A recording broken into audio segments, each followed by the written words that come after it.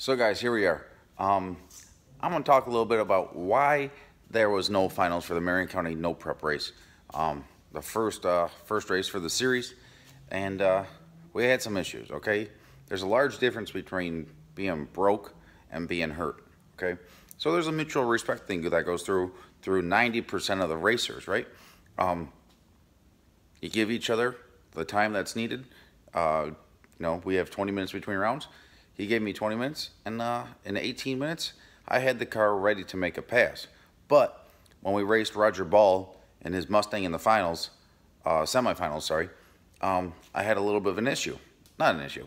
It struck the tire a little bit in the 60-foot.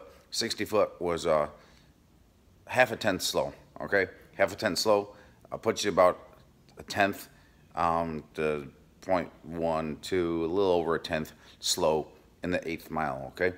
So, in doing so, I had to get on the scramble button and run them down. Added 5 pounds of boost to the thing. 5 pounds of boost on this motor makes some pretty good steam. And it got up on the rev limiter for the last about 3/4 of a second of the run. But it was pulling good. And I was like, hey, if I stay on this button, it gets us in the money. Gets us to at least pay for the trip and gets us into the finals, okay?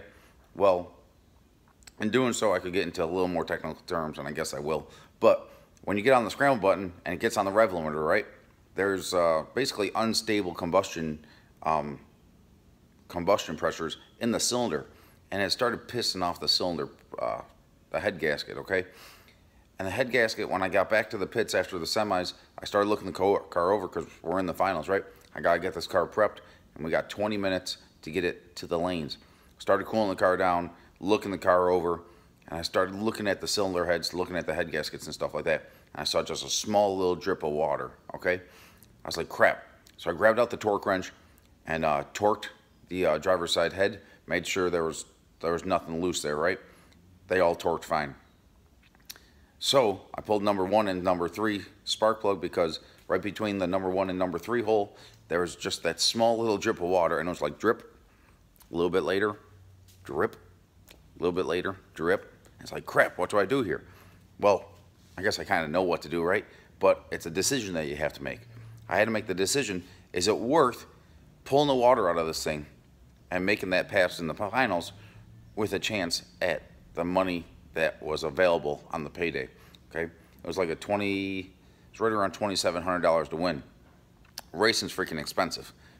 Well, you got a decision to make, right?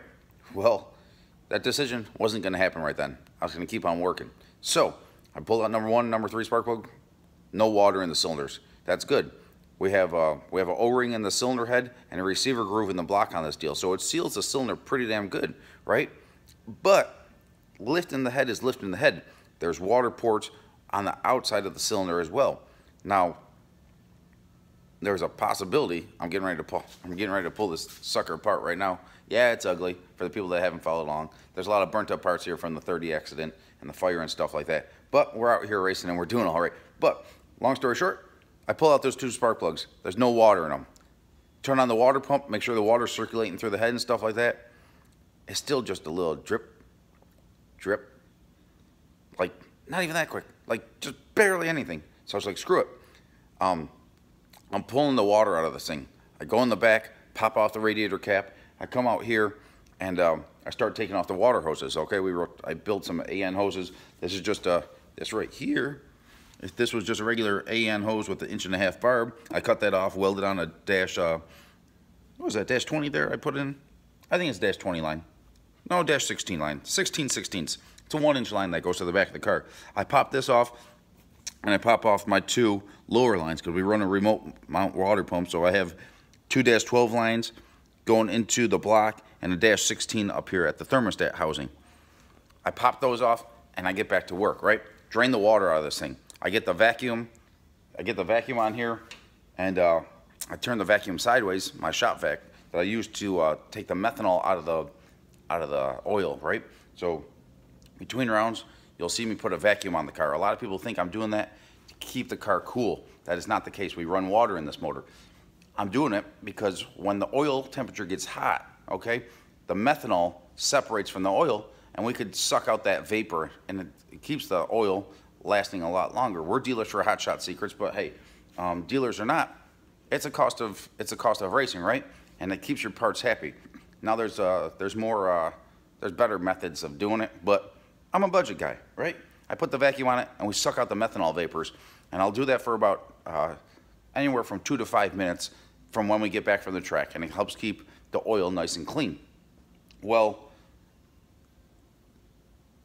I turn that vacuum sideways, right? Flip it so it's pressurized, and I blow into the top port here and start blowing all the water out of the heads, out of the water pump, out of the block here, okay?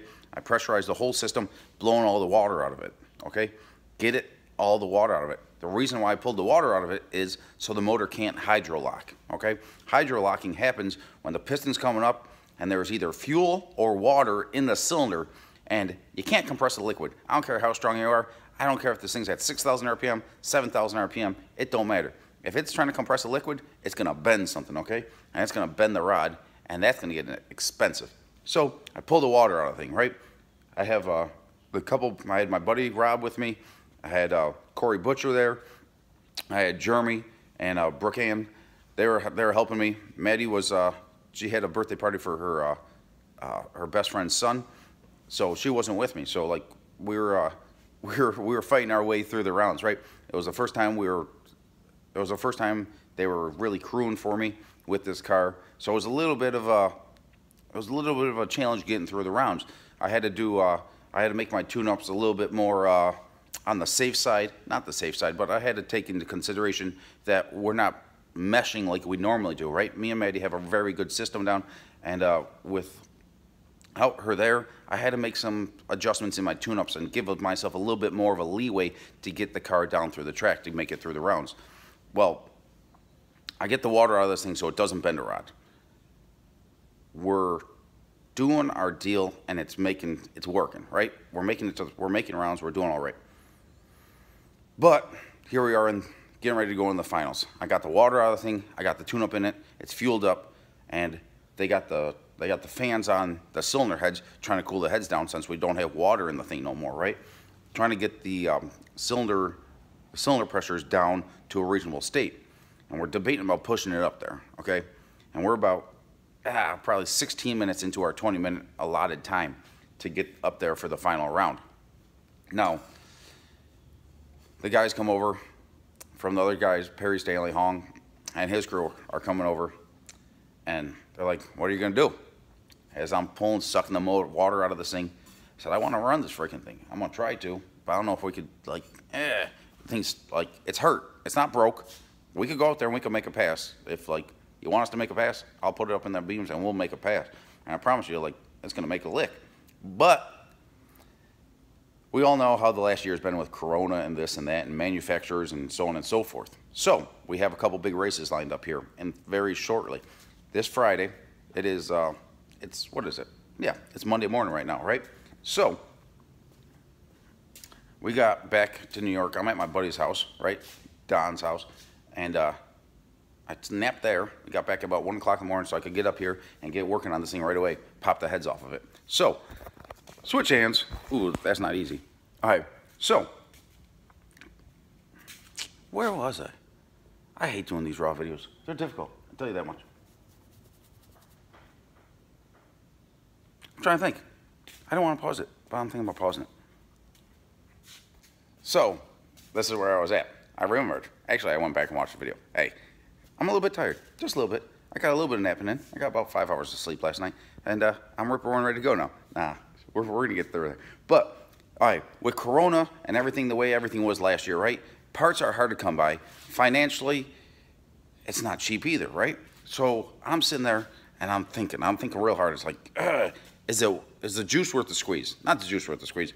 Is it worth potentially hurting this thing, right? Like hurting it to the point where we could possibly win the deal, right? The car was working good, and like the pass before, it ran out the back like a mother, and I could have done that same thing, commanded it and done even more, right? But is it worth it, right? I could potentially hurt this thing, and there's a possibility that I can't get the parts to fix it, let alone the cost it is, right? This stuff ain't cheap, and we need to do all right to be able to keep on going, right? Like, I can't afford to just go out there and lose first round or lose second round or not get in the money and come back out. We have to be going rounds, and we have to get in the money to be able to keep on coming out. It just is what it is. It's just the situation I'm in right now. So, do I risk hurting the thing and take the money, potentially getting the money, or hell, it's racing. I could hurt the thing and freaking be in a worse position than I am now, have a car that I need to fix, parts that I can't get, and not be able to make the Detroit Hood TV's Pour Your Own Puddle that I'm trying to make this weekend, or the Dig or Die race in 2 weeks that we're trying to make. Now, Pour Your Own Puddle, that's a pretty good payday. That's probably around $5,000. Like, $5,000 is a chunk of money. And then Dig or Die in 2 weeks, hell, that's $100,000 to win. Do I think we could have a chance at Dig or Die? I don't know. I wouldn't be going down there if I thought I had a 1% chance of winning, but I sure as hell don't think we got a 20% chance of winning either. So, it's gonna be a lot of bad guys down there. There's gonna be a lot of bad hot rods down there. But I want to be one of those guys. I want to be able to put my name in that hat. So, it sucked. I put in a lot of hours this past week. I know I didn't get out a video last week, so I'm gonna try to get out this video and then 2 more this week. But it's challenging. It's really challenging. So, why, in my opinion, why Perry was, why we did that split without having me to make a pass? A, the car wasn't broke. It was hurt. It was able to make a pass. It was 100% ready to go up in the lanes and make a pass. 100%. It was ready to do it. But I could have hurt the thing severely. B, a couple weeks ago we raced No Prep Kings. If you saw that video back then, I made it back. I was working down in Arkansas, helping some friends get the car ready for Rocky Mountain Race Week. I shot back to Ohio, picked up the spool bus and the trailer, and I shot out to No Prep Kings, and we raced No Prep Kings Friday and Saturday. Well, Hong needed a couple parts, and I helped him out. I had the parts for him, got him there, and we've had a very good mutual respect between each other. We have 2 bad hot rods, okay, and of course, we're competitive, right? We want to beat each other, but we have a mutual respect for each other. His car runs good, my car runs good, and we want to see who's better, right? It's a challenging sport. Not necessarily an ego thing, but it's an ever-evolving sport, and we want to line up and see where we are, right? We want to see where we are. So both of us really want to run that race, and we're going to do it. We're going to line these 2 cars up before too long. Hopefully it's in the finals again. Hell, maybe it'll even be a small grudge race or something like that at some point. I don't like calling people out. I've accepted some call-outs and stuff like that. I don't really like calling out. But that's one race. If we do line up, I'd be willing to throw a couple $100 on that race just to get that race off, because we weren't able to do it in Marion County, guys. It freaking sucked. I was ready to freaking, I was damn near ready to cry. I wanted to make that pass so freaking bad, and it's just like, Nick, you can't do it. That's just, So, we agreed to an odd split. It wasn't a 50-50 split. I know some of you people out there think we split the thing down the center. No way. Hong got more money than me. It was a 70-30 split. I got enough money to cover my fuel costs and get back home, and cover fuel costs and entry fee and get back home. That race is about 5-6 hours away. It's 12 hours of driving. The bus with the stacker doesn't get good fuel mileage. It cost me about $350, $400 in fuel to get out there and back. And then $150 entrance fee. I was invested into that race $550 with the chance of winning $3,000. But you know, as long as it's a mutual respect thing, there's usually some type of odd split in the finals, whether it's 80-20, 70-30, so on and so forth. But it was, unfortunately, it sucked that we couldn't get that race off. I wanted to do it. I know he wanted to get it off. He was up in the lanes. He was ready to go.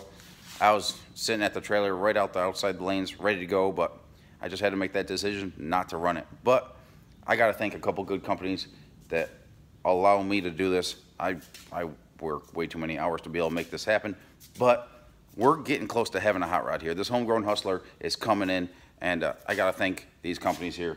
Everyone from like Hot Shot Secrets to friggin' Vickers to Hughes to Race Quip, Detroit Hood TV's Pour Your Own Puddle. We're headed out there. Excess Power, friggin' Optic Armor and Borg Warner and friggin' Viking Performance and Low Dollar Motorsports and Trick Flow and so on and so forth. We're dealers for quite a few of those companies. If you guys need parts, reach out to us.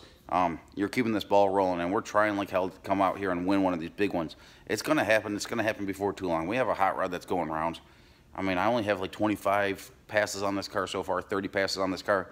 So I'm still learning a lot of things, and I'm incorporating things every week to try to make this thing more and more competitive. And we're getting there. I'm telling you, I'm chipping away at it, and like, I'm gonna get there before too long. And when I win one of these things, it's gonna be pretty rewarding, because man, I'm sick of coming in second place. But we're gonna get there, and we're gonna make it a hell of a time. I mean, you gotta be dedicated to the journey and not just the, just not the final outcome, right? You gotta be in it for the ride, and I'm in it, and we're gonna go for it. So guys, I appreciate all of you for subscribing to the channel, following along what we're doing. I'm sorry I lack a little bit on the social media aspect of things, on updating you guys with videos and this and that.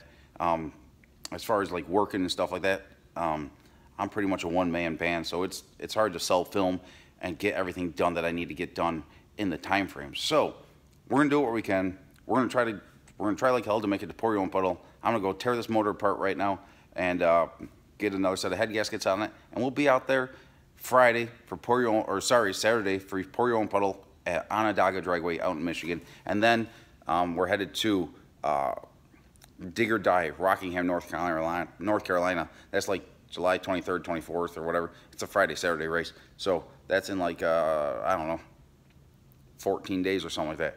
And we'll be out there, guys. So guys, we do not have t-shirts right now, but at once we get to Dig or Die, we're gonna have the new homegrown Hustler shirts out there. So guys, I appreciate all the support. If you want to buy a t-shirt, reach out to us. It's greatly appreciated. Y'all keep this thing going. I appreciate it. We're gonna get after it, and this thing's gonna find its way in the winner's circle before too long. I promise you that much. I don't know how long it's gonna be, but it's gotta happen eventually. We're putting in the work, and it ain't slow. It's coming, but we're gonna get there, guys. I thank you. I appreciate it. Honestly, genuinely, y'all are awesome. Thank you.